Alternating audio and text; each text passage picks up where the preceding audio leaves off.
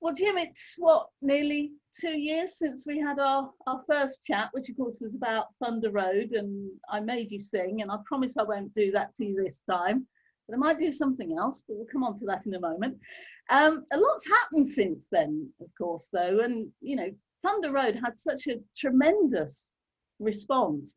How did it feel for your first feature to be something of an indie favourite, which is what it's become? It's crazy. It's really been quite wild and overwhelming, not just because it's strange to see my face up in the subway system on all the posters. That's a very strange thing in the underground to open the doors and be like, oh, that's me in Texas. Very strange. But also the amount of people that it related to it in England, I was not expecting. Going to movie screenings and people coming out crying and talking to me about their loved ones. It was so overwhelming to have made a film in the English comedic tradition that I grew up in, of watching, Jeeves and Wooster and Steve Coogan. That it actually did take hold a bit was very shocking and really fulfilling for me to think, okay, cool, you can do movies by yourself, and so long as you focus on the audiences and making them laugh, you can have a global success. And following on from that, you seem to have acquired such a huge following on Twitter. I mean, you've got over 70 odd thousand followers. And you also seem to have become a bit of a sort of beacon for aspiring filmmakers. How does that feel? Yeah, it feels good. I do feel like I'm doing good. I think it's a weird feeling because when I was growing up, I was a producer for 6 years, making independent films and commercials and short films and stuff like that for other directors. I had never really had any aspirations to direct on my own. But for a long time, I was looking at people like Casey Neistat and other influencers on YouTube that were doing movies and making short films and stuff.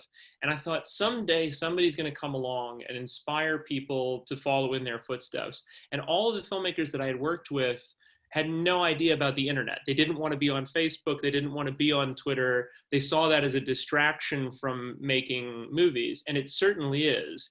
But I really felt like I could help people and pass on the message of doing it yourself, and that a lot of the feelings of not being able to make something on your own is just inadequacy traps, and that, I don't know, it feels very fulfilling to be able to get onto Twitter every once in a while and have somebody say, hey, I made that short film, and you inspired me to do it. It feels really good. I don't think that there's anything special about me. I feel like I'm just copying what Mark Duplass or John Cassavetes did, of inspiring people to make things. But it has been really wonderful to have a community of people who care about my movies, and I get to care about them. You've obviously tapped into something with this.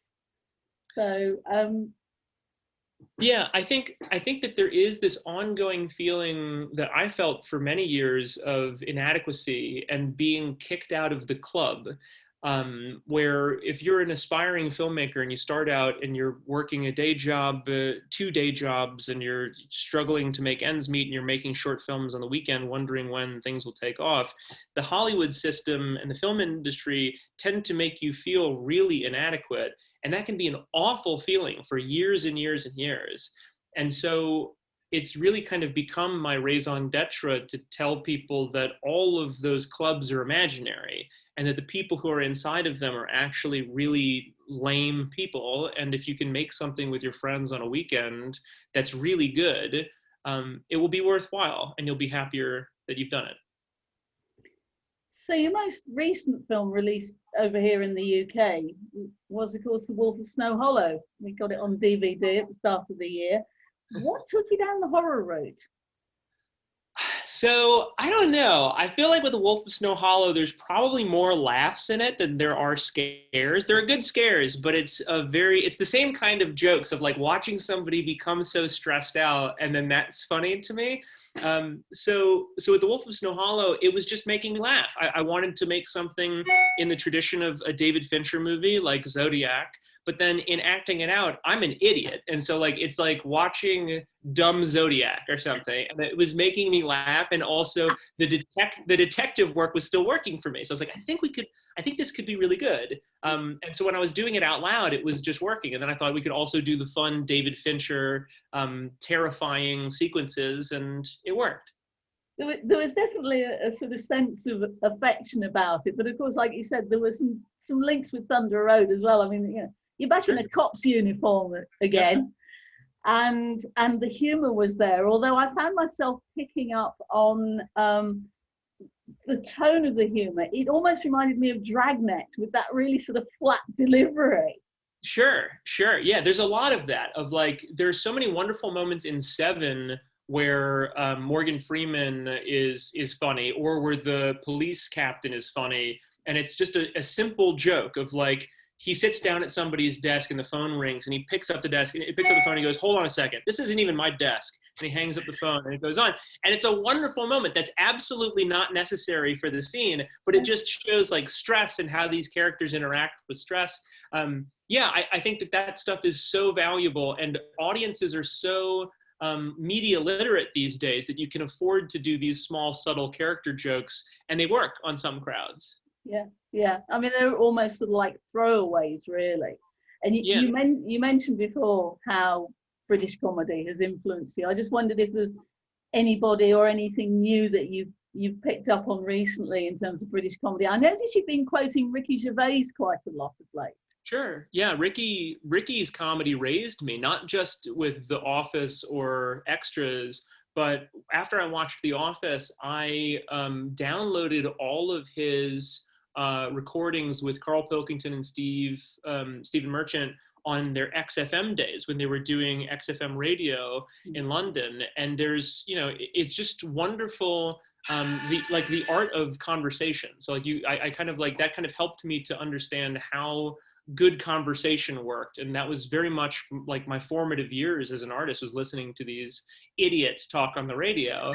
But yeah, they were hugely formative to me. But honestly, with new English comedy, it's just Steve Coogan. Like, I mean, this time with Alan Partridge, I've seen it probably 5 or 6 times now, and every time it gets a belly laugh out of me. He is so wonderful to watch, where he'll do something and he's on live television and he keeps on screwing up, and you're with him the whole time. It's like this wonderful pressure cooker comedy stuff. It's my favorite in the world. So I hate to say it, like, although he's a 30-year-old character, still he's the best to me. He's eternal, really. He's eternal. Now, even though you're at home, we know really that you're virtually in Berlin, just as I am actually.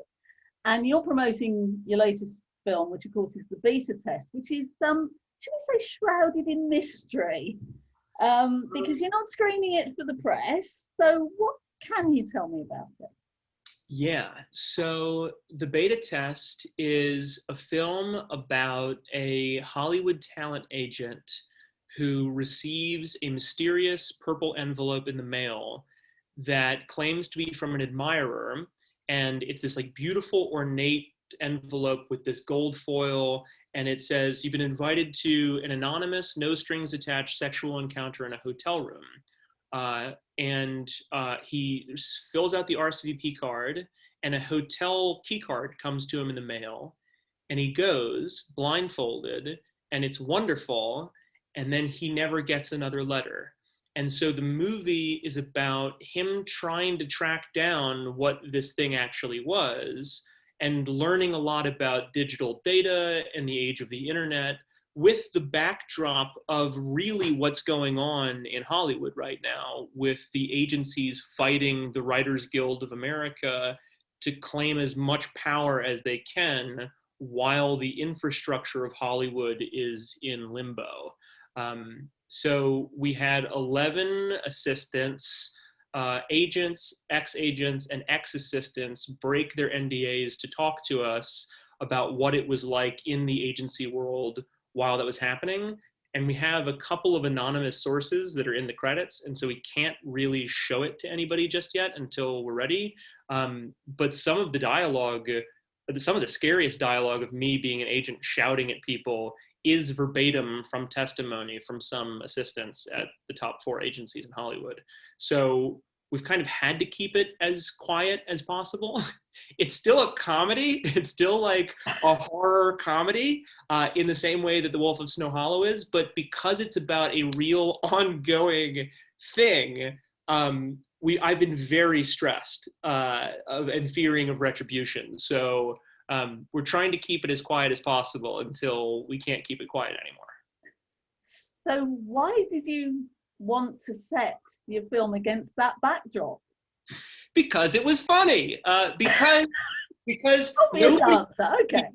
Because nobody was talking about it. Because it was always in the press. It was always in Variety, The Hollywood Reporter, that the agencies were fighting with creatives, and it is this time honored thing of creatives versus the industry, and talentless people versus talented people, and a power grab in a time when creatives don't need that. Creatives have the ability to make stuff. They can walk into a Best Buy and get a camera that is shooting in cinematic quality. Like it was so insulting to creatives, and I just wanted to make something about it because nobody was talking about it, and I thought that it would be really controversial and offensive to people who are trying to actively hurt artwork and cinema. And so I had gotten to a place where I was able to raise the money by myself, and I thought, nobody's talking about this thing. We should do something about it.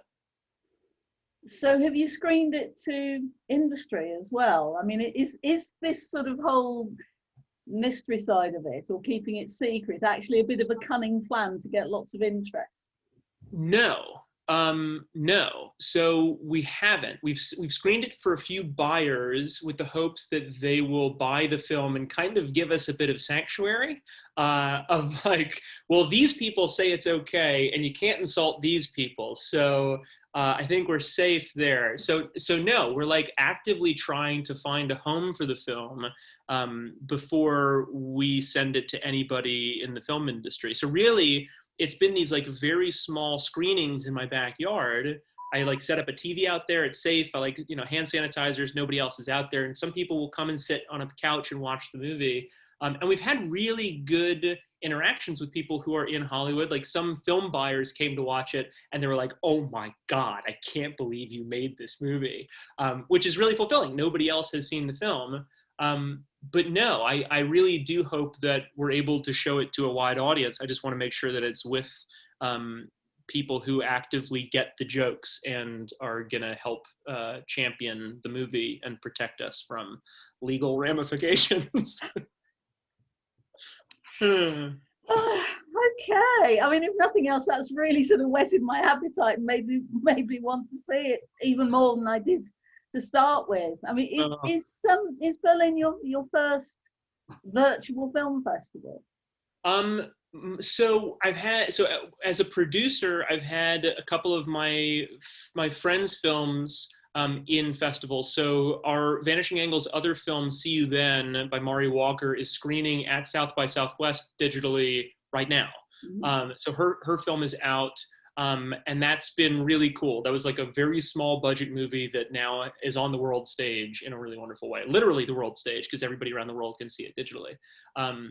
We've had friends be at different film festivals digitally, and I went to a few screenings for Sundance for friends where I could get tickets to see the thing from my garage. But this is the first digital festival that any of my stuff is really premiering in. So what's your experience been like as a filmmaker? Because obviously it will be different to mine. Yeah, it's very interesting. I mean, obviously, it's a wonderful thing for young filmmakers who get to see movies before other people and be inspired by the things that will be the next generation of artwork. Like one of my favorite things about film festivals is that by getting a badge, you get to see what is the most socially and culturally significant artwork from around the world, curated by people who watch everything. And so like that is a really wonderful thing to inspire the next several years of artwork. So I think that's definitely my big takeaway. I got to watch Slalom, the feature film, the French film about, it's a bit like Whiplash, but it's about slalom skiing. And I've been dying to see that. And I would not have been able to see it for several years had it not been for Berlinale. I don't know. I think really watching movies as a filmmaker, it makes me feel less crazy. I'm watching stuff and I'm like, oh, people are being weird all over the world. That's a great thing. I can push that aspect. You're not alone. Yeah, exactly. It makes me feel a lot less alone. Now, I did say earlier that I'm not going to ask you to sing, and I was quite serious about that, but I am actually going to ask you to make me a promise. Oh, Lord, what is it? It's a very, very obvious one. When the beta test comes out, will you come back and talk to me about it? Because I will be able to see it, and then we can have a proper conversation about it. Because I feel kind of left out at the moment. You have my promise. And we'll sit down for an hour and talk about it. It'll be fun. I'll tell you everything. I'll give you an exclusive, whatever you need. But we are talking to, luckily, some English distributors or UK distributors are based in LA and have scouts in LA. So we've already had 2 buyers come and see the film. And so we are very close to possibly landing distribution in the UK, in which case I am dying to come out and be able to hang and screen it. And talk to you. Excellent. I will hold you to that. You are a marked man. Pinky promise. There you go. You got it. Absolutely. Well, even index finger as well, if you like. Jim, it's been lovely to talk to you again. Thank you so much for your time. And I cannot wait to see the beta test now. Okay. I'm so sorry to keep you waiting, but that's all right. I'll let you. I think you above anybody will find it very, very funny.